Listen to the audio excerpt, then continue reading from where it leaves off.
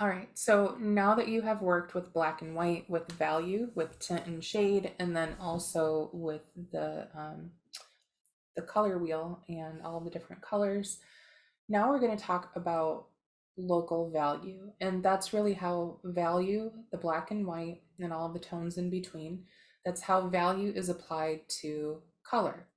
So we need to keep in mind when we talk about the color wheel with the yellow being on top and the purple being on the bottom, and how we like to have the lightest color on top and then the darkest slash heaviest on the bottom. So that's why it makes sense that a lot of times we see the color wheel in that orientation. Not always, but most often. So by thinking about that, we need to understand that color does translate to black and white differently than sometimes we would think that it would. And what when we're talking about local value, really what that term means is the amount of, I guess, black in the gray that we would see. So that would mean if we turn this photograph black and white, that would mean this might be a light gray because we know that yellow is a lighter color. Also, visually, we can perceive this as being lighter.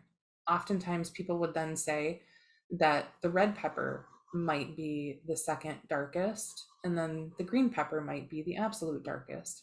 And I'm saying this because this is most often what people say. So this is the most common answer, is that the yellow is the lightest, and then the red, and then the green is the darkest.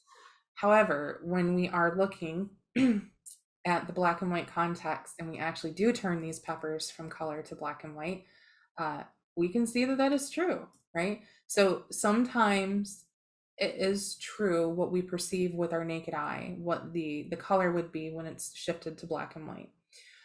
So this is a pretty straightforward representation right through here, but the value of which this black and white is, right? That's something that can be really difficult to determine. So what you see here, and you can identify by the stem going across to know that this is the yellow pepper and this is the green pepper, red pepper, so on and so forth. So what I have here is a value scale of these different peppers so that you can just look at it for a little bit and try to guess which one of these peppers do you think is the proper representation of this one in black and white, so on and so forth. So give yourself a second. You can hit pause if you need to really think about it and to determine which one of these red peppers is proper, which one of these yellow ones, and which one of these green ones. Okay, so once you have that figured out in your brain, what you think, this is what they are. All of them are this down the line right through here. So the yellow pepper is usually one that deceives people in this little trick here. And that's because visually they do look very similar. But local value, again, this is a way so that we can determine exactly what those black and white values are. And it takes time to train yourself to be able to visualize this. Black and white photographers, film photographers are some of the best people to do this because they're trained and they're skilled to see the world in black and white. And that is something that you can train yourself to. So the reason why local value is really important in understanding what that translates to in black and white, this is one of the examples right through here. If you're familiar with the Addams Family, television show, movie, the whole franchise, it started off as a sitcom in the middle of the 20th century. And what we see here is the film set. So this is where they would film the show.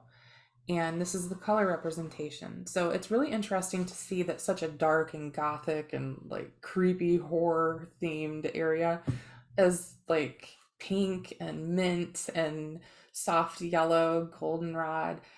But these are the types of colors that, when they're translated to black and white, are producing the effects that they're looking for in the black and white version, so that it's not too full of contrast and yet there's enough separation between the objects. So that's just a really interesting note. Another thing to note is this scene from The Wizard of Oz.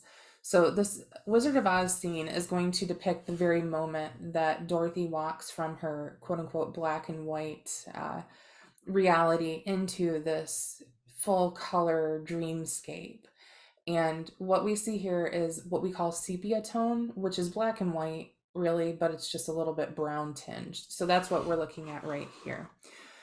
And so this is where, by all intents and purposes, we're going to constitute this as black and white. So What happens is we are filming in black and white with a sepia tone, and I'm going to hit play.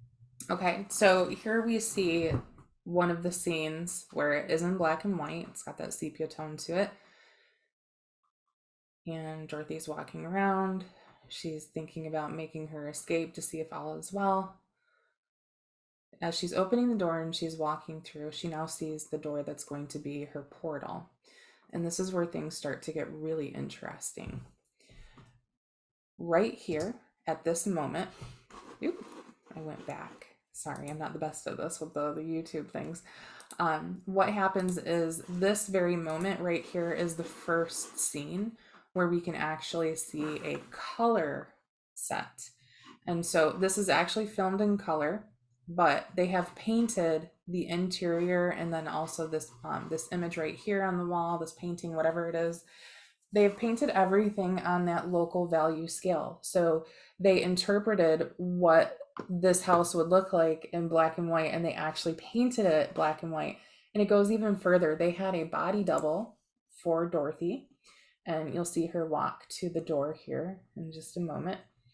And they had a body double and they painted her, and then like her arms that are just, you only saw a little glimpse of it, and then also her clothes and the back of her neck. Everything is painted or clothed so that it is in that black and white context. So we're really paying attention to the local value here. And the reason why they did this is because this actor is going to step out of the way and hand this dog off to Dorothy. And the dog didn't have to be painted because the dog already fell into that local value scheme with the sepia. But you will see that what happens is she backs up, opens the door, we see the color, and then now the real Dorothy is going to walk through, who was wearing her blue dress the whole time. Okay, so again, this is it is a real special effect. It's what we call a practical special effect because there's no computer engineering or anything going on to create that. So really cool way to utilize local value. Now, when we're moving ahead and we're discussing the, let me see, this is project number 6. Okay, so we do want to think about local value when we're working on project number 6. So do make sure that you go through that handout a couple times so that you're not missing anything. And I'm going to actually switch over to it, and we're going to go through this really quick. So like I said, I'm breezing through this, so I do want you to go through this on your own intently a couple times. You do have 2 pieces of paper that are, I think 3 actually, I gave you 3 in case you make a mistake on one. So you've got 3 pieces of paper that are in this aspect ratio. It's about, I think they're like 6 or 7 inches tall by maybe 4 or 5 across. Either way, you should know that if you've got 3 of the same size and they're almost the size of a big greeting card, that's the paper you're going to use. So the idea here is that you're going to draw some, I guess are kind of like the neurological lines that we worked on because they start off the paper and they end off the paper. I need you to do 4 lines total. That's it. Okay, at least 2 of the lines should be curvilinear, so rounded. And then if you want to, the other 2 can just be straight. Don't make it overly complicated. I do want you to make sure that your lines do cross over each other, that they overlap, because you do need to have at least one central shape that you can fill in with color. You need to give yourself enough areas to color in, right? So I would aim for probably 9 or more, but not too many. So do practice on a scrap piece of paper how you might want these lines to come in and come out. You will see there's an example right here that's overly complicated with these lines.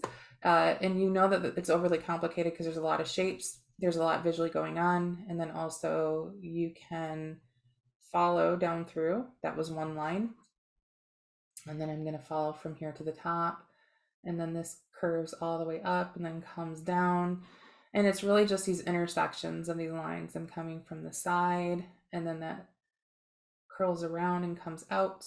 So you can loop and overlap, but like I said, try to keep it more simple so that you don't give yourself too much work to do and or confuse yourself. Because one of the things to keep in mind is, back to this one, as you see here, there's a color version and a black and white version. Whatever you do on one of them for your line pattern, you have to replicate on the other one. And you're a human, so I understand you're going to make mistakes. I want you to make it as close as possible, but it should be relatively the same shapes that you have and also the same size. So don't make it too difficult. Don't make it too complicated for yourself. So through here, again, we have at least one contained shape in the middle. And what you're going to do is, the idea is you're going to paint with those acrylic paints. And you can use the purple and that like greenish teal color that you have if you want to. I don't care. You don't necessarily have to mix all of your colors for this, but you can.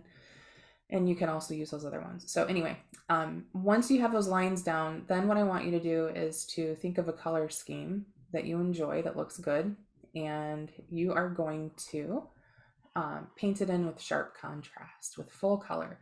So you're going to have at least 6 distinct colors that are going to match to a grayscale in the second painting. And so that's why you need to have the lines the same from one to the next. But for right now, I just want you to focus on the color one. And I do encourage you to use a very light color and also a very dark color, and then some colors in between, because you want to get that full scale. If you only do dark colors, this is going to end up looking really bad. So if we see these examples right through here, this one here is really dark with all of the colors. They're very dark and muted.